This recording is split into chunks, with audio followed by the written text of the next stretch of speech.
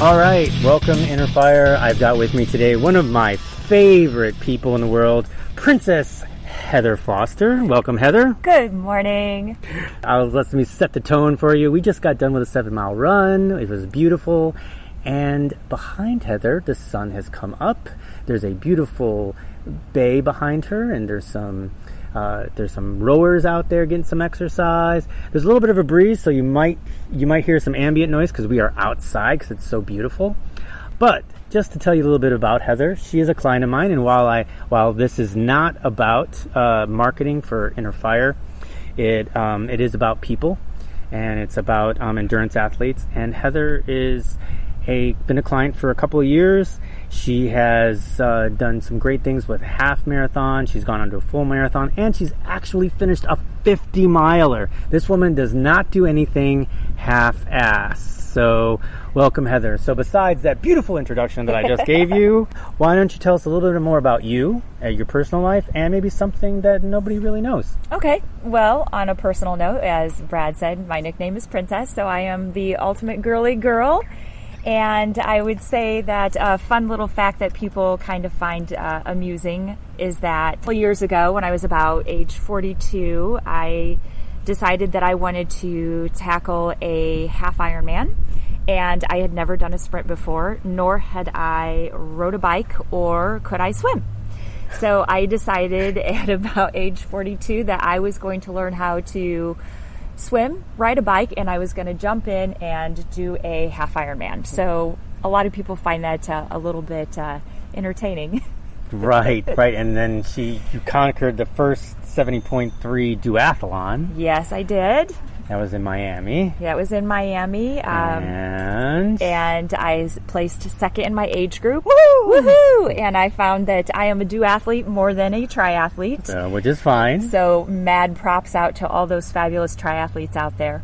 Yeah, it's a crazy thing, and but definitely duathlon is an endurance sport, and there's no disrespect of the duathlon versus the triathlon, just a different motivation, because you got to run and then get on the bike and then run again. Yes. So in some ways it could even be harder. Yeah. So I give you mad props for that. Thank you. Were you involved in sports growing up? No. Well, yes and no. I say no because when I think of sports, I think of football, basketball, those kind of things. But I was a cheerleader my freshman year in high school. And once again, I did not know how to do cartwheels, nor did I know how to do the splits. But somehow I made it onto the freshman team for cheerleading and found that to be fun, but also discovered that I was missing out on a lot of other fun social activities that when I was busy going to cheer practice. So I did that for my freshman year, and after that, I decided to step away from cheerleading. Okay, so not that this is about me, but just to give the audience a little bit, I was a college cheerleader, and I know what she's talking about, and it's a sport. It's definitely a sport. So we need to cut that. So, but when did you start running? I started running when I was in my early 40s, like 42, started running. And my story about how I started running and how many miles I started with, again, not your typical scenario. I decided that my first run was going to be a half marathon. I was online and found an ad on Groupon to sign up for a race, and the reason why I chose this particular race is because it had a link to the Leukemia Lymphoma Society and Team in Training. And a little bit of background on my story is my mother, who is now in heaven, passed away from blood cancer, and at that time she was in the process of starting her chemotherapy to battle her blood cancer, non-Hodgkin's lymphoma. And I saw this ad and thought, hey, this is a great way to honor my mother.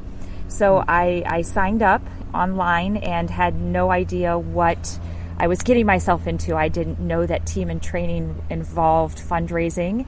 I didn't know what it would take to cross a half marathon finish line. But all I knew is I was signed up, and I wanted to do it because I wanted to honor my mother.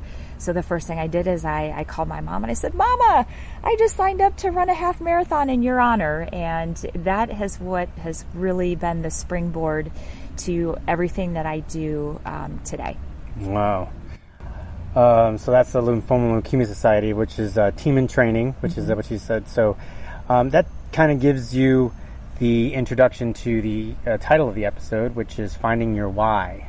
Heather found her why she was running was not only for her own fitness, but to honor her mother and help find a cure for lymphoma and leukemia. So, folks, that's one of the reasons to keep going. It's not just a physical, doing it for yourself. But Right. You made a comment earlier that was kind of interesting. It's like, say, if you're going to pound the pavement, If you're out there pounding the pavement, you might as well find your passion, your purpose. Pound your pavement with purpose, and that's what I do. When I'm out there running, I think about why I'm out here running, not only to honor my mother, but also for those that battle blood cancer, those that unfortunately have lost the battle, and those that continue to fight the battle. And I know that I'm fortunate. I've got a strong, healthy body and a strong mind, and I can go out here and I can make a difference by fundraising so we can end blood cancer. And along that journey, when I'm running, I think about my mom, and I think about the struggles that she went through when she was going through chemotherapy, and she didn't have a choice, and I have a choice. I get to have the choice to go out and do what I do every day. Wow. So that's really, really inspiring. It's the epitome of inspiring. How many races have you done now with LLS? So I've been with LLS for 11 years, and within that I've averaged about 2 races a year. 22 races with LLS. Yeah. Wow. Team in training is lucky. They are lucky to have you. So you started out with a half, and obviously you've done a few halves there. So what made you decide to go ahead and do your first full? I felt like I needed a bigger challenge. I was ready. I kind of had the bug. Everyone says you get the bug, and I was like, nah, not me. And sure enough, it totally caught me, and I wanted to do more, and I wanted to fundraise more as well. And the way to do that is to tag on some more miles and choose bigger races. Oh yeah. So the difference you found in the training for the half versus the full. Yes, is you're putting in more mileage. You're doing more time. Yeah, more time on feet. Yep, more time on your feet. Yeah, and so after that, you took another big plunge. I did. So I did my first full marathon and was very excited when I finished. And I called you immediately after I crossed the finish line, and I said, Brad, I want to do a 30K or a 50K, pardon me. I'm ready to do a 50K, and I think you were a little surprised. yeah, ladies and gentlemen, most of the time people cross the full and they're wondering if they're going to do another one. One of two things usually happens: either one, they cross and they're like never again, and that might hold. They'll either hold forever, or that'll hold for about 3 days, and before they want vindication, or it takes a while, or they're ready to, at that point, they're like, okay, I've done it, now I want to be faster. And Heather didn't want to go faster, she wanted to go longer. Exactly. But you didn't end up doing a 50K. No, I didn't. I decided that instead of doing a 50K, we might as well do 50 miles. All right, so let me get this straight. So she becomes a cheerleader without knowing how to do a cartwheel.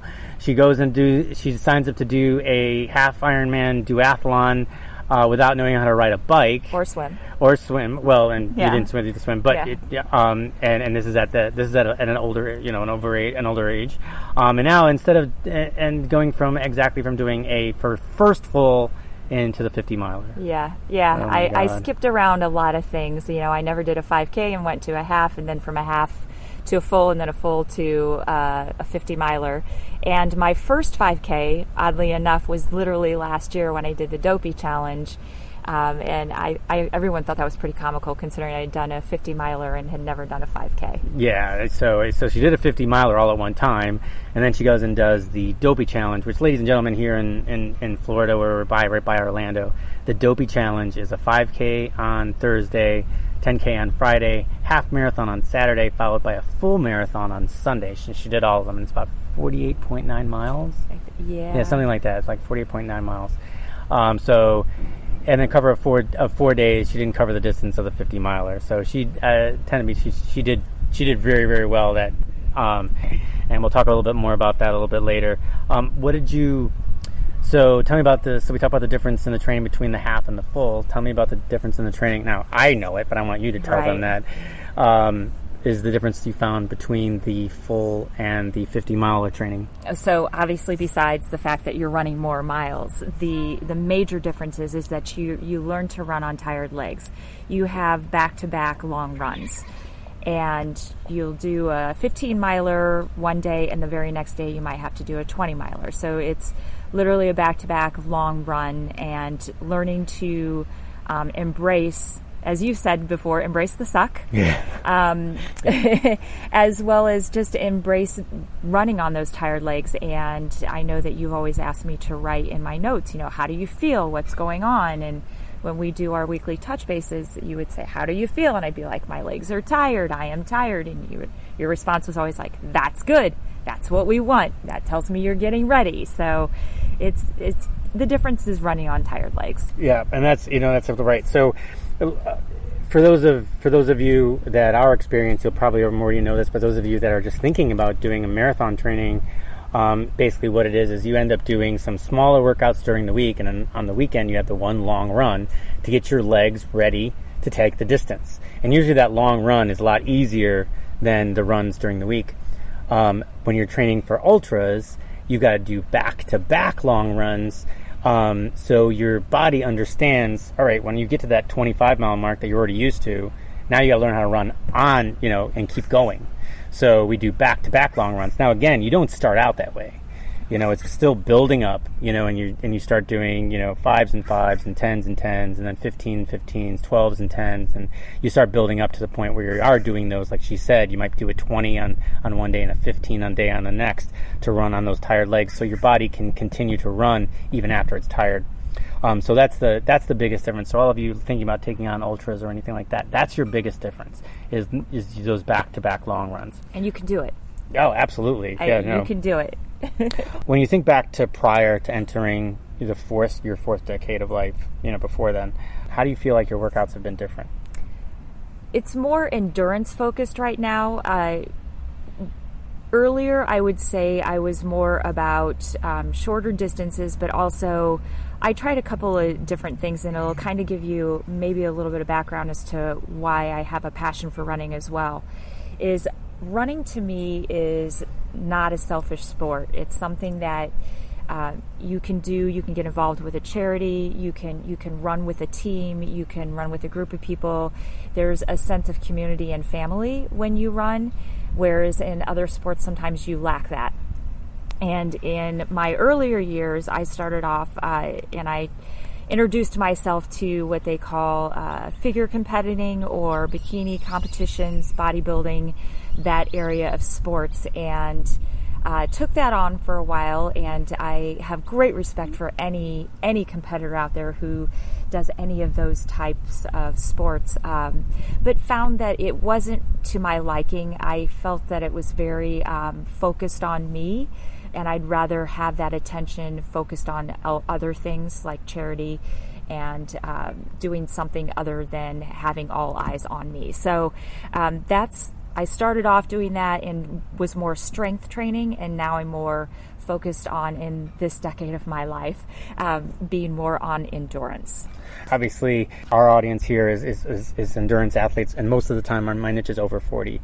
So what about as far as your body feeling and you've been able to recover versus prior versus now? Recovery's good though, but I have to attribute that to you. I mean, you understand. I mean, we've worked together for quite some time, so you understand how my body functions, and I share that with you. And so recovery is good. It takes a little bit longer, obviously, when you're doing back-to-back long runs. There's times that I say to you, oh, thank goodness it's a recovery day, because I honestly don't think I could run a mile today if you asked me to. So recovery days are critical. I look forward to them. I know some people have a hard time embracing a recovery day, and to me, I look forward to them. Yeah, so we've got two types of athletes out there. There's athletes, and I'm kind of like one of those. I have an issue with recovery days myself. I feel like, got to keep going, and I have to force myself to take those recovery days. And then there's people like yourself who are like, I know I need that recovery. There's that recovery days there, but not that you don't enjoy loving to work out, but the recovery days just are that much sweeter. And right?